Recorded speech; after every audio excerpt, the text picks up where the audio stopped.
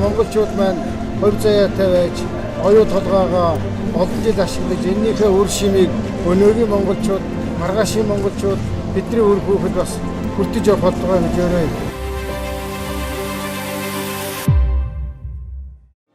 Оюу толгойн өнөөдөр 12 мянган ажилчидтай. Улсын төсвийн орлогын 100 төгрөг тутмын 10-ын бүрдүүлдэг.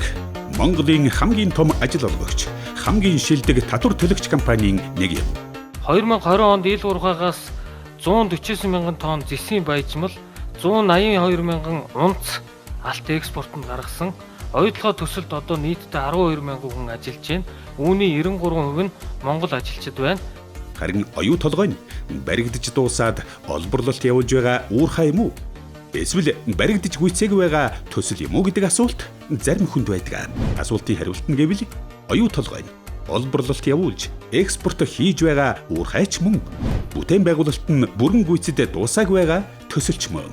Монгол улсыгаа ямар ч хэсэн 100 жил тижээн гэдгийг зүүн соёнгоор мэдчихсэн. Одоо тэр биелэн олж байна. Оюу толгой нь ил болон гүний гэсэн хоёр хэлбэрийн тогтцтой.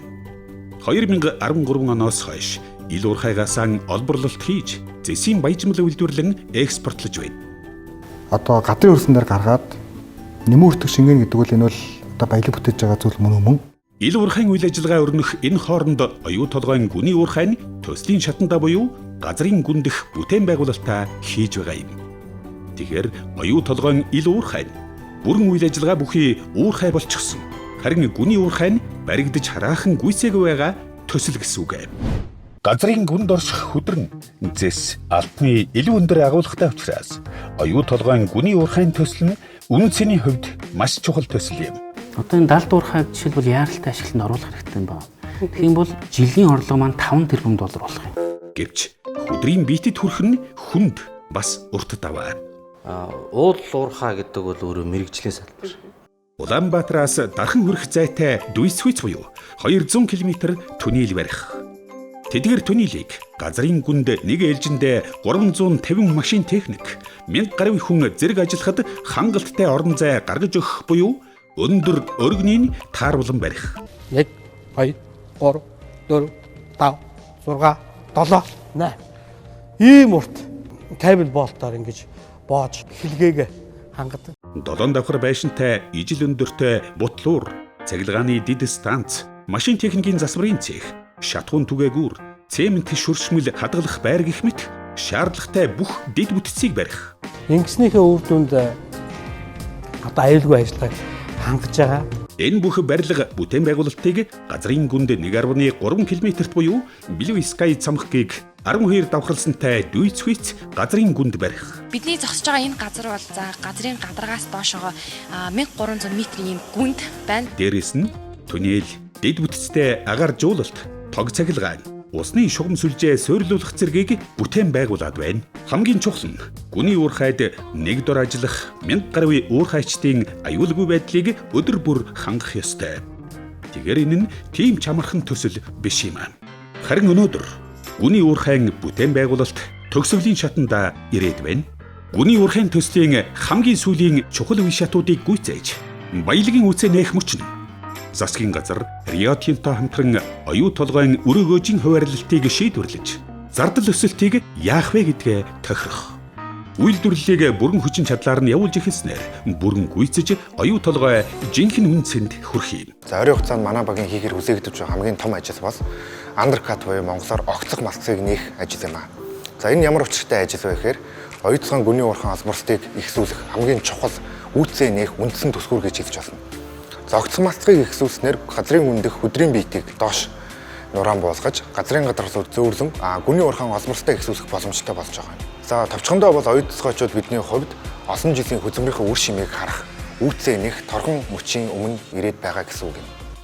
Энэ боломжийг ашиглаж чадах хэсэг нь шаргуу ажиллаж байгаа оюу толгойн нийт хамт олонны хөлс хүч хөдөлмөр дэмжлэг үзүүлсээр ирсэн засгийн газар болон асуудлаа шийдвэрлэхээр ажиллаж байгаа хувь нийлүүлэгчдийн гарт байна. Оюу толгой гүний уурхайн төсөл бүрэн хүчин чадалтай хүрч ажилласнаар Монгол улс дэлхийд зэсийн томоохон тоглогч боллоо гэх шин нэрийн хуудасаар олон улсад танигдах болно. Mongolia. Mongolia have Mongolia. Of Mongolia. Mongolia. Mongolia.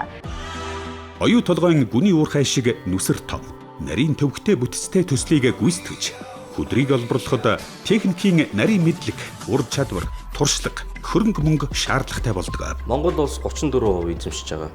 Rio Tinto Group 2010 оноос хойш оюу толгой төслийг удирдан хэрэгжүүлж байгаа бөгөөд энэ том үйлдвэрлэлийг удирдах менежментийн туршлага гэж нэг айхтар юм байна шүү дээ. Хүн заавал одоо өөрөө үзэж бий сурдаг. энэ арга туршлага ноу хауг эзэмшсэн уул уурхайн том компани дэлхийд цөөхөн байдгийн нэг нь өнөөдөр Монголд байна.